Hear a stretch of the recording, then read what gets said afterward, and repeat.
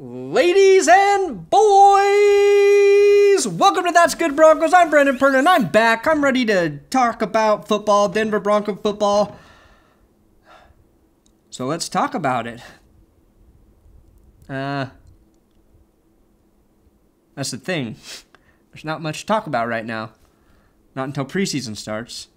If there was something interesting to talk about, typically it's bad. Like a player arrest or an injury, so I guess that's good. Oh yeah, unless you want to talk about Peyton Manning being named the #1 best player on the fucking planet, we could talk about that.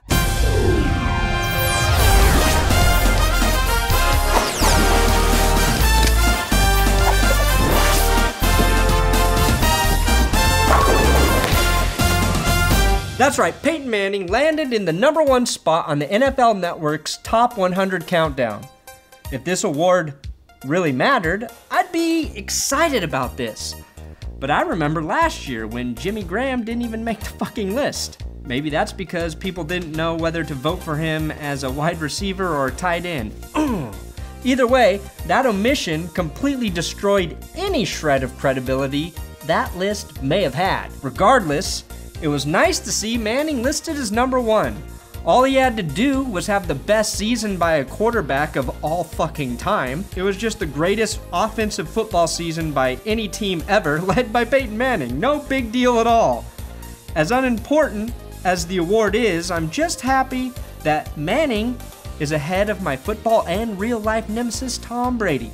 He came in at an embarrassing #3 on the list. Calvin Johnson, a wide receiver, beat him.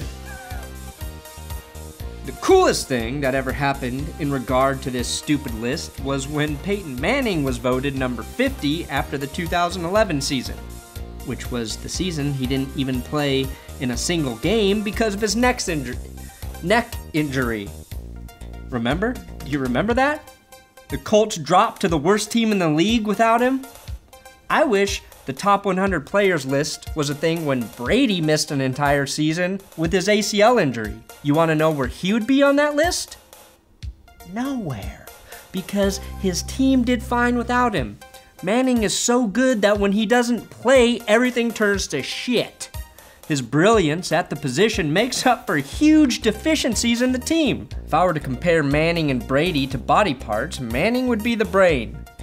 If you lose your brain, you're fucking dead. Brady, he is more like the hair that covers the brain. You look pretty good with the hair, and in his case, you look really good. But if you shave that head, Matt Castle can get you 11 wins. The brain in New England is Bill Belichick, everybody knows that. If you remove him, that team fucking dies. Brady's just the hair. The greasy, ever-changing hair. I also think it's strange that the list counted DeMarcus Ware, Aqib Talib, and TJ Ward as Broncos. It's misleading, as they have never even played a single snap in a Broncos uniform.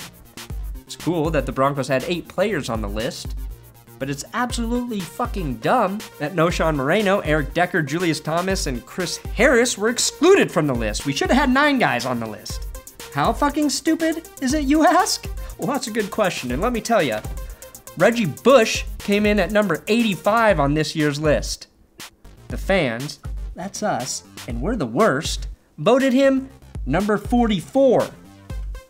Really, football fans? Reggie Bush is the 44th best football player in the league? Fucking Kim Kardashian 4 years ago doesn't make you a top NFL player. In fact, once you fuck a Kardashian, you can be assured that your athletic ability will drastically decline.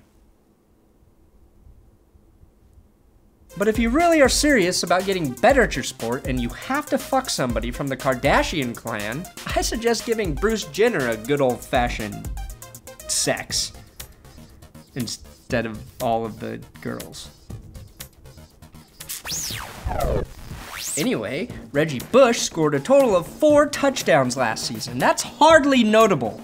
Knowshon Moreno had more rushing yards and receiving yards than him. Oh yeah, and Moreno scored 9 more fucking touchdowns than he did. That's a total of 13 touchdowns to Reggie Bush's 4.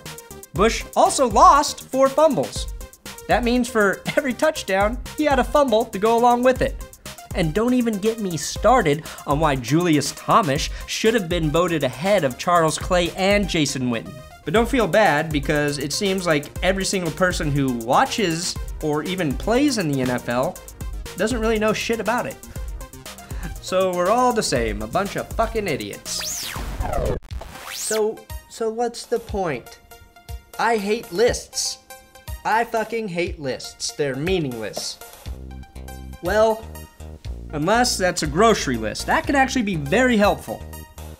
You go into the grocery store, let me tell you what, your mind it's like gone. Anyway, the NFL Network has been doing like these list shows for years. And typically they suck. But I watch all of them, and I love watching them. And I come back for more and more and more, hoping the guy that I want to be number 1 is number 1. And he's never number 1, so that's really the reason I hate the fucking lists. But right now, my guy is number 1. Our guy, Peyton Manning, is number 1. Collectively, people think he's the best player on earth, and that's fucking awesome. So, until the season starts, and we can actually give meaning to watching football and victories, let's enjoy this victory. We have the best player on earth on our team. I'm Brendan Perna, good night and good luck, and let's do it. Alright. Thanks for watching another episode of That's Good Broncos. Make sure to subscribe and share this video with all of your Broncos friends. I almost have 10,000 subscribers. I really want to say I actually have 10,000 subscribers, so get 500 fucking friends to subscribe to this channel. That'd be really nice. And this season is gonna be better than the last. I've been preparing by not preparing. And if you know anything about anything, the best way to get the best at something is to do nothing.